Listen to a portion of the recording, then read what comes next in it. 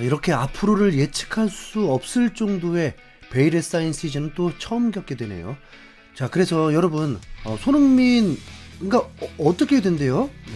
두 번째 우승컵 도전, 슈퍼컵은 뛸 수 있는 건가요? 아니, 개막전 토트넘 유니폼 입고 번리전은 출전하는 건가요? 네. 아니, 제가 여러분에게 제공해야 할 정보를 그냥 파도 모르겠습니다. 네. 프랭크 감독의 의중, 손흥민의 의중을 모르기 때문입니다. 프랭크 감독은 손흥민을 거론하진 않았죠. 하지만 토트넘의 공격력을 높이 평가한다는 건 손흥민의 중요성도 인정한 거 아닐까요? 네. 토트넘이 은베모를 영입할 수 없다면 그건 확신컨대 돈 때문일 것입니다. 이적료 때문 말고요. 이적료는 구단이 구단에게 지불하는 거잖아요. 선수가 원하는 건 냉정하게 이적료가 아니라 본인이 받는 임금이죠. 네. 은베모는 맨유에서 제안하는 연봉 때문에 토트넘을 선택하지 않을 거라고 봅니다. 맨유가 선수에게 지르는 연봉의 수가 토트넘이 선수에게 지르는 연봉의 수보다 더 클 것이기 때문이죠. 맨유는 이미 명성을 잃어버린 팀이 확실합니다. 아모린 감독 하에 다음 시즌 재건한다? 갑자기 우승을 한다? 택도 없다고 봅니다. 다음 시즌 4위 안에 들기 위해서 전면 개편을 해야 하는 상황이죠. 그런 기대감이 안 드는 팀인데도 맨유를 만만하게 볼 수 없는 건 이 구단의 투자입니다. 맨유는 선수에게 잘못된 투자를 하면서 망했는데 만약에 돈에 걸맞게 선수를 영입했다면 지금의 맨유가 아니었을 것입니다.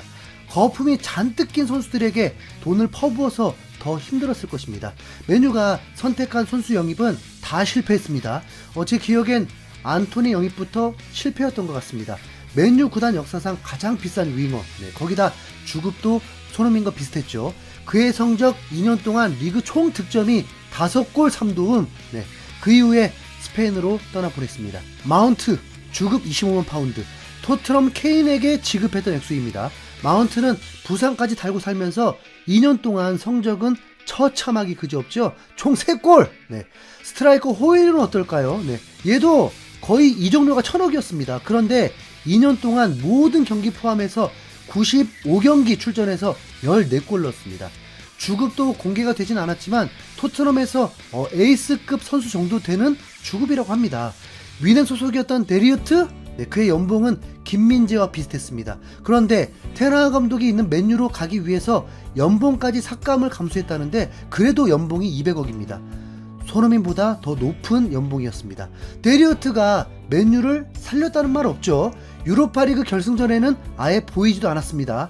맨유는 빅클럽이다 보니까 선수 경쟁을 할 때 돈으로 질러버리니까 다른 구단들이 당해낼 수가 없습니다. 이러면 당연히 선수들이 맨유를 가고 싶을 수밖에 없죠. 인기 있는 최고 구단이 돈까지 많이 주니까 좋은 성적을 거두지 못해도 토트넘, 맨유 둘 중에 어디 갈래? 하면 맨유를 저라도 선택할 것 같습니다. 맨유 구단 자체가 규모가 있는데 우리는 매년 망하는 길을 가겠다고 할 리가 없잖아요. 맨유는 현재까지 1조 원에 육박한 빚을 지고 있다고 했습니다.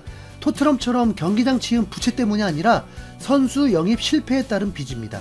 지난 시즌만 해도 6억 6천만 파운드를 버려들이면서 역대 최대 매출을 기록했음에도 빚을 갚는 건 택도 없습니다. 그런데 이 빚도 사실 엄살이죠. 맨유는 이미 4조 원에 육박한 돈을 들여서 새로운 구장을 짓겠다고 발표했습니다. 남는 장사라고 보는 거잖아요. 8만석 가까운 규모인데도 자리가 부족하다고 느끼니까 10만석까지 규모를 늘리려고 합니다. 이런 빅클럽인데 맨유에서 러브콜을 받는 선수들이 한 시즌 챔피언스리그 못 간다고 다른 팀 토트넘을 선택한다는 건 그리 영리한 선택은 아니라고 봅니다. 맨유보다 토트넘을 선택하려면 더 멋진 비전이 있어야 합니다. 돈보다 더 메리트가 있는 무언가 있어야죠. 토트넘엔 전 아스날 CEO가 부임을 했습니다. 비나이 사장이 아스날을 운영하고 있을 때 아스날도 덩달아서 성적이 급상승했습니다. 3년 연속 프리미어리그 2위를 하면서 한동안 라이벌 토트넘에게 밀려있다는 느낌이었지만 다시 본래의 레벨 차이가 있는 팀이라는 걸 성적으로 증명하고 있습니다. 솔직히 챔피언스리그 준우승이나 4강 진출이나 같은 급이라고 봅니다. 토트넘은 아스날을 이겨본 지도 오래입니다. 콘테 감독 첫 부임 때 손흥민 득점한 시기에 시즌 막판 4위 싸움을 하고 있을 때 3대 0으로 이겼던 게 마지막입니다. 엔지 감독 첫 시즌 원정에서 2대 2로 무승부를 기록한 이후에 전패입니다. 라이벌이라고 하기에는 레벨 차이도 느껴지죠. 네, 냉정하게 아스날이 보유한 선수들이 더 비싸고 좋은 선수들입니다. 레비 회장이 비나이를 어떻게 영입했는지는 모르겠습니다. 자신의 사업 철학을 그대로 따라주는 조건을 가지고 비나이가 받아들였는지, 아니면 비나이가 아스날에서 성공적인 CEO를 역임한 것을 따르려고 하는 건지. 만약 전자라면 토트넘은 경쟁에서 더 밀리게 될 것이고, 후자라면 비싸더라도 좋은 선수를 영입하려고 한다면 한 단계 도약할 수 있는 지점이 될 것입니다. 토트넘 수뇌부가 만장일치로 엔지 감독을 자른 후에 토마스 프랭크 감독을 데려왔을 때 리스크를 모를 리 없지만, 프랭크 감독의 축구 철학과 데이터를 매우 중시한다는 게 분명 더 레벨 높은 팀을 운영하면 그만큼의 성과가 난다고 믿었기 때문일 것입니다. 그러니까 산투 감독 영입했을 때와 딱 같은 거죠. 비싼 스타 감독이 아니더라도 실력으로 팀을 성장시킬 수 있다. 네. 그때와 다른 건 수비 전술형 감독이냐 공격 전술 감독이냐 이것만 바뀌었습니다. 문제는 아스날도 지금 이렇게 우승 문턱까지 가는 데까지 무명의 아르테타 감독을 데려오고 나서 3년이라는 시간이 걸렸다는 거죠. 토트넘은 포체티노 감독 이후에 단 한 번도 3년이란 시간을 기다려주지 않았습니다. 프랭크 감독은 단번에 성적을 내야 하는 상황이죠.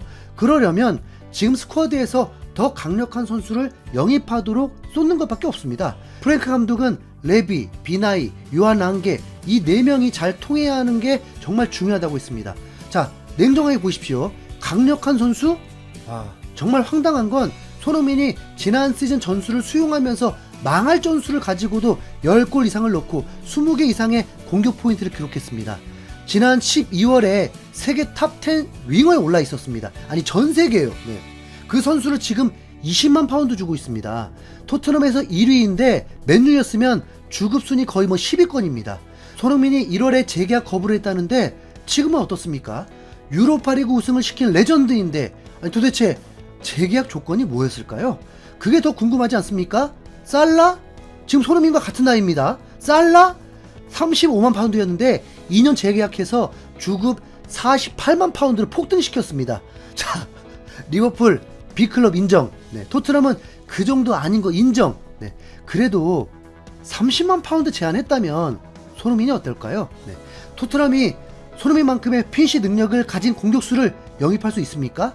12월 이후에 손흥민이 부상과 더불어서 공격 포인트가 사라지자 갑자기 순위를 떨어뜨렸는데 최소한 가치만큼 선수에게 대우를 해야 할 거 아닙니까? 최근 기사들을 보면 마치 토트넘이 원하면 손흥민이 떠날 수 있다는 듯 별 희한한 기사들이 나오는데 손흥민이 그냥 마음 먹으면 그대로 되는 겁니다.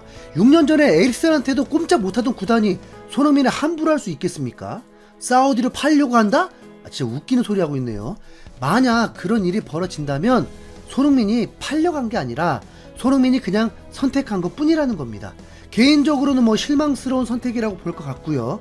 언론이 이상하게 손흥민을 몰아가는데 사실 익숙할 때도 됐습니다. 네, 저평가 말입니다. 수년 동안 손흥민을 저평가해 왔잖아요. 네, 그걸 인지하고 상황을 보는 게 필요합니다. 딱 2가지 바라겠습니다.